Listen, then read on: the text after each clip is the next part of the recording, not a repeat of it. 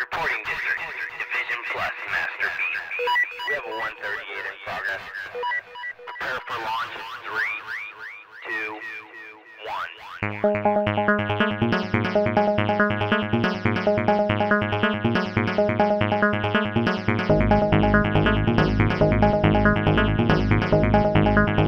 Activate. Go.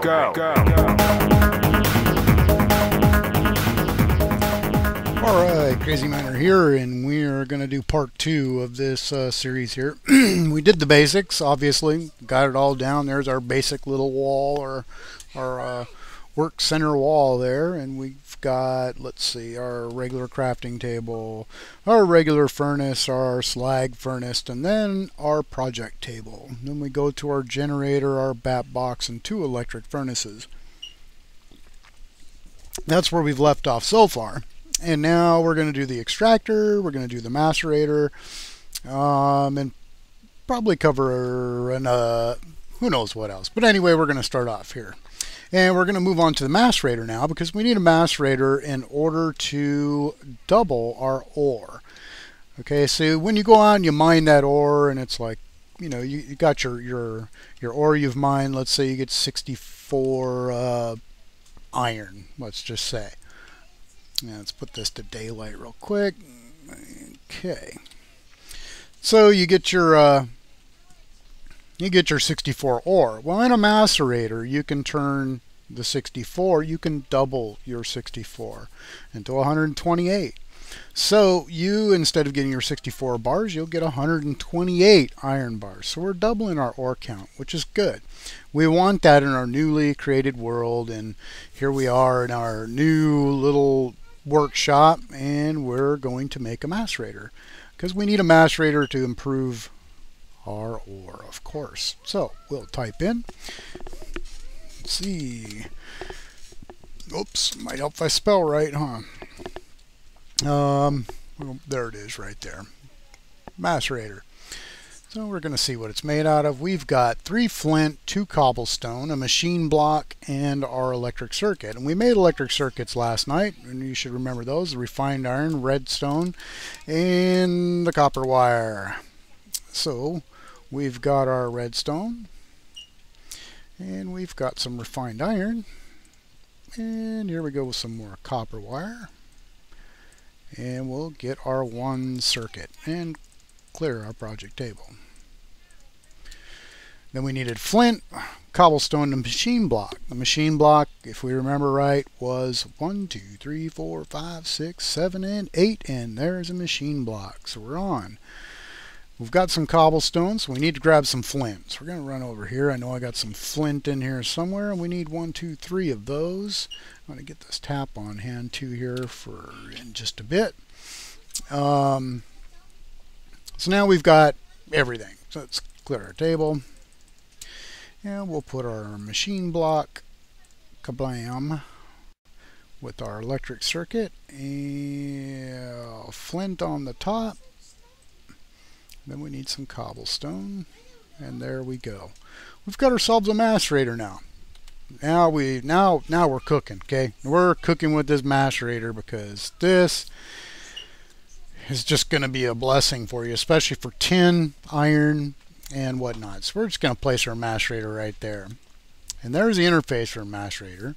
We'll go grab some ore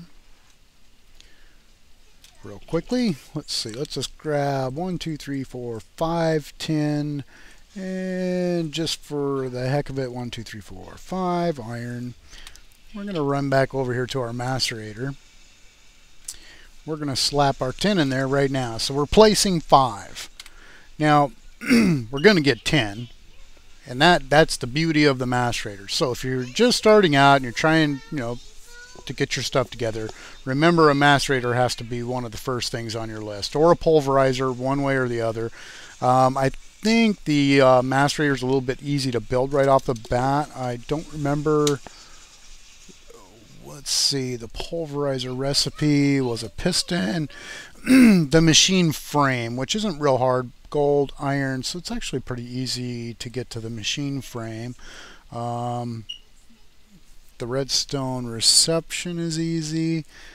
I'm trying to think of all. It's actually pretty easy. I could actually, you know, if you can do it, then go with the pulverizer. I'm not going to cover the pulverizer yet, the inputs, outputs, because when you have a pulverizer, let's go.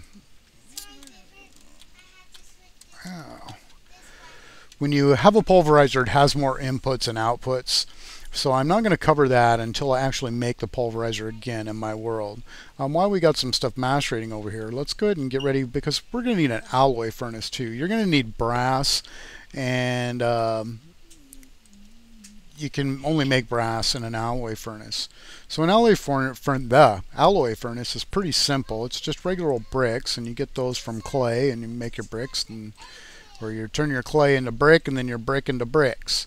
And basically it's just a square just like so, and you get an alloy furnace. So we'll place the alloy furnace, we'll just place it right here.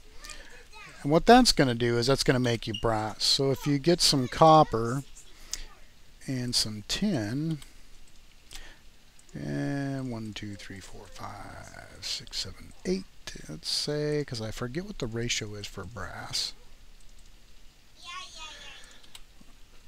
We can look it up real quick as soon as I get some coal. We'll slap some coal in that alloy furnace. So we'll go over here and we'll drop that in. Now, for the brass, let's see what the ratio was on that, because I forget what the ratio is. But we'll look it up just to get it right.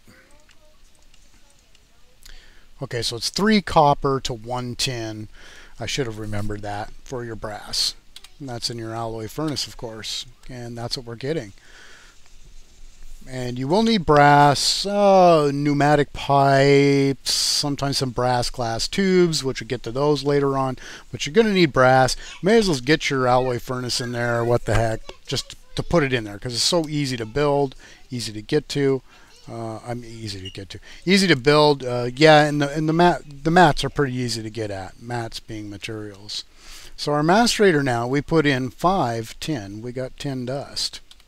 Now we're going to go ahead and throw this 5 iron in there as well, and let that macerate and turn into dust.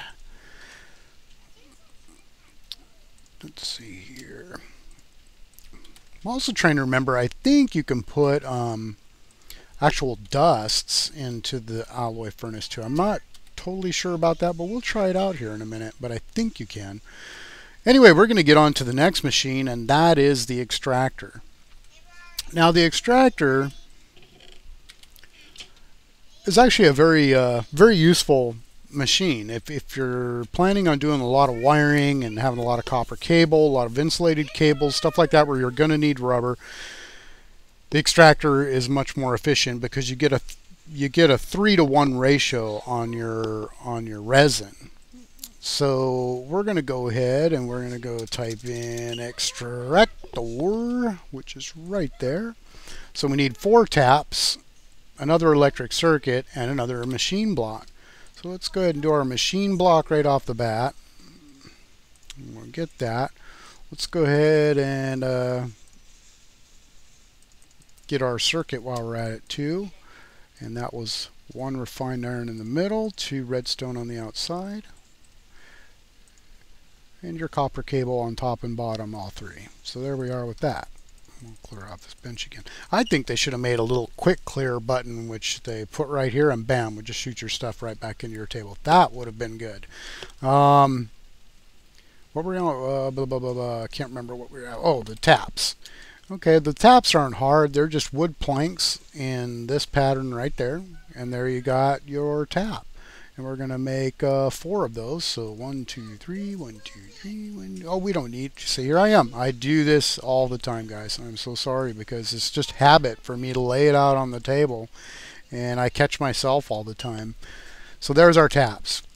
Clear our table.